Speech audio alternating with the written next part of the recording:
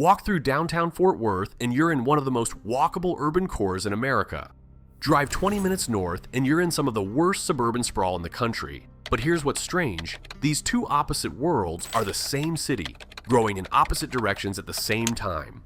And Fort Worth is the only major American city that decided to be two cities at once, for a reason that goes back to a Dallas newspaper article from 1875. Before any of that paradox makes sense, you have to understand something strange about Fort Worth. It wasn't supposed to exist as a city at all. In 1849, the U.S. Army established a small outpost on a bluff above the Trinity River. It was the northernmost post in a chain of frontier forts strung across Texas, a buffer line meant to keep settlers and Native American territory from colliding. That was the assignment. Not commerce, not population. Just a wall of soldiers in the middle of nowhere. Within 4 years, the Army left. The fort was abandoned. The soldiers moved further west, and what they left behind was a few wooden buildings, a county designation, and not much else. By every measure, this should have been the end of the story. Frontier outposts get abandoned all the time. Most of them disappear into the dust.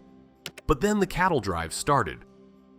Between 1867 and 1884, roughly 5 million cattle and 1 million wild Mustangs were driven north along the Chisholm Trail, from South Texas through the dusty intersection at Fort Worth, all the way up to the railheads in Kansas.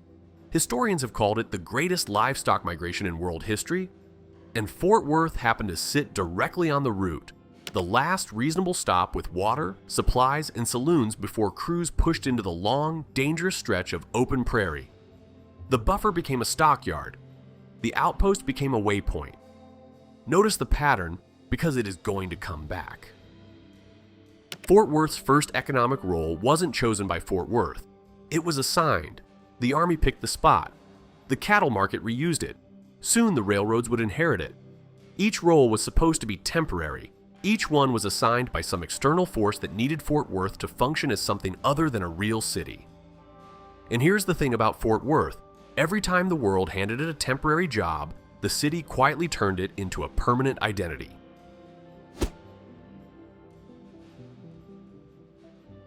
Then 1873 arrived, and the whole experiment almost ended. The Panic of 1873 was one of the worst financial collapses of the entire 19th century. Banks failed across the country. Credit dried up overnight. Construction projects stalled in every state. And in Texas, the Texas and Pacific Railroad, the line that was supposed to pull Fort Worth into the modern economy, halted its tracks dozens of miles east of town and refused to lay another rail. Without those tracks, Fort Worth had no future. None. People left. Businesses closed. The city government suspended most of its operations. By 1875, Fort Worth was functionally a ghost town. A place that had barely become a city was already in the process of becoming a memory. This is the script every dying frontier town followed, and most of them never came back. Therefore, and this is where the pattern starts, the citizens themselves picked up the work. Not contractors, not the railroad company. The actual residents of Fort Worth grabbed shovels, wagons, donated supplies, and began physically completing the railroad tracks themselves to beat the deadline that would have voided the railroad's land grant entirely.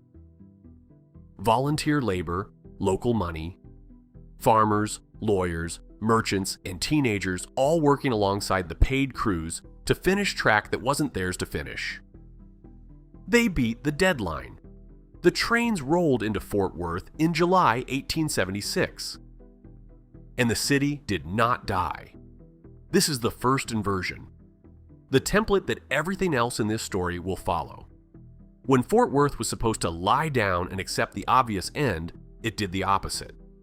It refused, and not in a quiet, polite way. It refused with shovels in its hands. If you want to see how American cities actually got built, not the official version they teach in school, but the messier, contrarian, weirdly personal version, subscribe, because that is the whole point of this channel. The railroad story is just the warm-up. The next inversion is the one that defines the entire city. In December 1875, a Dallas lawyer named Robert Cowart published a satirical piece in the Dallas Daily Herald claiming that Fort Worth had become so dead, so empty, so pathetic, that a live panther had been seen sleeping undisturbed on Main Street. It was meant as mockery, pure cruelty dressed up as a joke. Fort Worth was the rival 30 miles west, smaller, struggling, embarrassing to look at, and Cowart's piece was designed to humiliate it. By every standard of how 19th century cities handled bad press, the appropriate response was a furious rebuttal, a lawsuit, an angry editorial, a boycott of the Herald. Anything but acceptance. Fort Worth did the opposite of all of it. The city adopted the insult, adopted it, started calling itself Panther City, commissioned a bronze sleeping panther statue and put it on Main Street, the exact street the article had ridiculed. Then businesses, sports teams, neighborhoods, breweries, and eventually law firms all began naming themselves after the panther. The mockery became the merchandise. The embarrassment became the brand. That is the moment the contrarian DNA crystallizes. Every future inversion in Fort Worth's history, the downtown revival, the simultaneous sprawl, the invisibility, runs the same play. Take the worst things said about you. Make it the thing you are known for. Stop arguing with the insult. Wear it.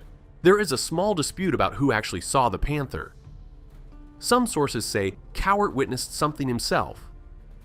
Others trace it back to a Baptist preacher describing a paw print in the dust. The legend is genuinely murky, and it doesn't really matter. The point is not whether a panther was sleeping on Main Street in 1875. The point is that 150 years later, that bronze panther is still there. And a city that should have been wounded by mockery built its entire civic identity on it. Once you see the pattern, you see it everywhere. By 1881, Fort Worth's red light district had a name, Hell's Half Acre, and it had ballooned to a sprawling 2.5 acres of saloons, gambling houses, brothels, and dance halls. The regulars were not unknown men. Butch Cassidy and the Sundance Kid drank there. Doc Holliday passed through. Wyatt Earp and Bat Masterson used it as a stop on their long, unsavory circuit. Hell's Half Acre was, by any reasonable standard, the kind of place a respectable city would have been desperate to scrub from its history the moment it tried to attract serious capital. Other 19th century cities did exactly that. San Antonio quietly dismantled its rougher districts. Kansas City rebranded. Denver moved on. The standard playbook for a maturing American city was to bury the wild years, build a few cathedrals on top of them, and pretend the saloons had never happened. Fort Worth did the opposite again. The Stockyards district, which sits directly on the bones of that old outlaw economy, markets that history today as a feature, not a flaw. Wooden boardwalks, twice daily cattle drives down East Exchange Avenue, honky-tonks named after dead gunfighters. Fort Worth doesn't sanitize, it frames. The frontier ugliness gets packaged and sold while every other city of comparable size hides its own past. Same template as the Panther. Take the thing you are supposed to be ashamed of and put it on the postcard.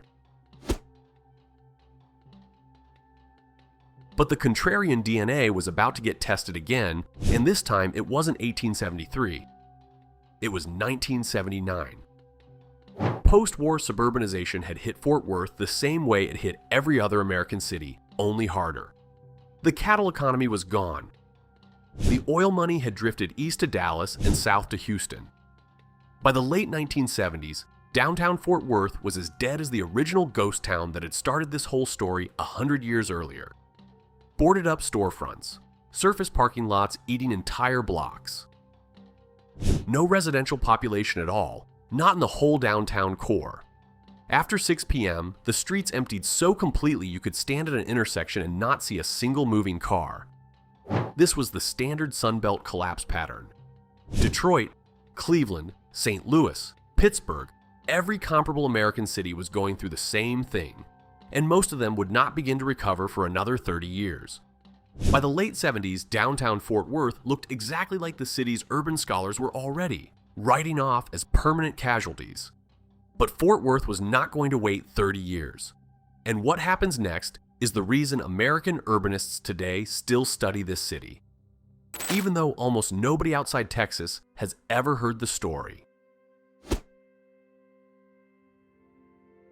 In 1979, a billionaire named Ed Bass came back to Fort Worth from Santa Fe and tried to rent a downtown apartment. There were none. Not a single residential unit existed in the entire downtown core. He rented a room at the decaying Blackstone Hotel, looked around at the empty streets and the rotting buildings, and made a decision that nobody in America was making at that moment. He decided to fix the whole thing with private money.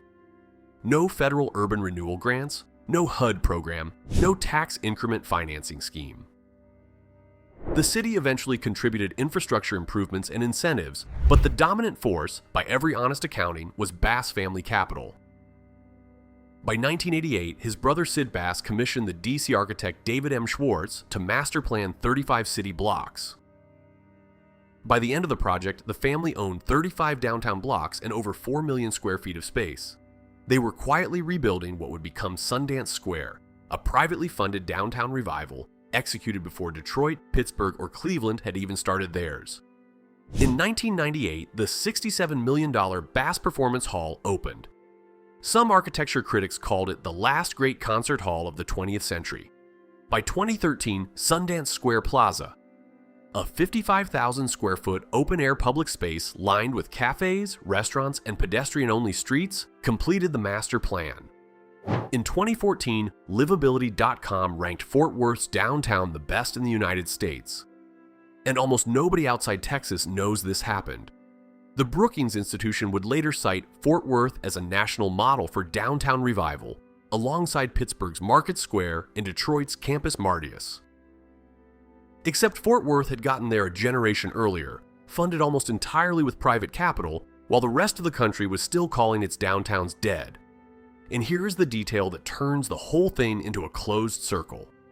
The bronze Sleeping Panther statue now sits inside the new Sundance Square, placed deliberately on Main Street, the same street where the 1875 mockery had started the whole legend in the first place. The supposed dead spot became the city's living room, same template, 100 years apart. But here's the paradox that makes Fort Worth genuinely different from every other revival story in America. While downtown was being rebuilt as walkable, dense, mixed-use urbanism, the kind of place planners write papers about, the rest of Fort Worth was sprawling outward at one of the fastest rates in U.S. history. Between 2000 and 2013, the city grew its population by 42%. That was the highest municipal growth rate in the nation for that period. By 2019, Fort Worth was losing roughly 50 acres of open land to suburban development every single week. Every week. On December 14, 1989, Alliance Airport opened as the world's first purely industrial airport, Ross Perot Jr.'s Hillwood Development Project, anchoring a 27,000-acre logistics corridor north of the city that has since generated more than $84 billion in economic impact and over 62,000 jobs. All of it suburban, all of it the opposite of what Sundance Square was being built to be. The city's own former planning director publicly admitted that Fort Worth's 21st century growth was still being executed using 1970s development models. Two cities, one name, opposite urbanisms, running at the same time on purpose. The downtown is dense, walkable, mixed use, and pedestrian first. The outer ring is 6-lane arterials, single-family subdivisions, and industrial logistics corridors that bleed into open prairie. Most American cities have one or the other, usually whichever pattern won the political fight in the 1970s. Fort Worth built both, is still building both, and shows no sign of choosing between them. In 2024, Fort Worth officially crossed 1,008,106 residents. That makes it the 11th largest city in America. Bigger than Boston, bigger than Seattle, bigger than Denver, bigger than Washington, D.C. The Dallas-Fort Worth metro is now the only metropolitan region in the country with two cities over 1 million people inside it. But here is the punchline. Fort Worth has almost no national brand recognition. People assume it is a Dallas suburb. The 11th largest city in America has grown bigger than half the state capitals in the Union while remaining functionally invisible to the rest of the country. National news rarely covers it. National rankings often skip it. Most Americans asked to name the 11th largest city will not say Fort Worth. They will guess wrong, then guess wrong again. And the actual answer will surprise them. Fort Worth is the only major American city that grew up by hiding, and every available signal, population trends, corporate relocations, the 123,557 new residents that arrived in DFW in 2025, the second highest single-year metro gain in the country. Every signal says the inversion is still running. Right now, today.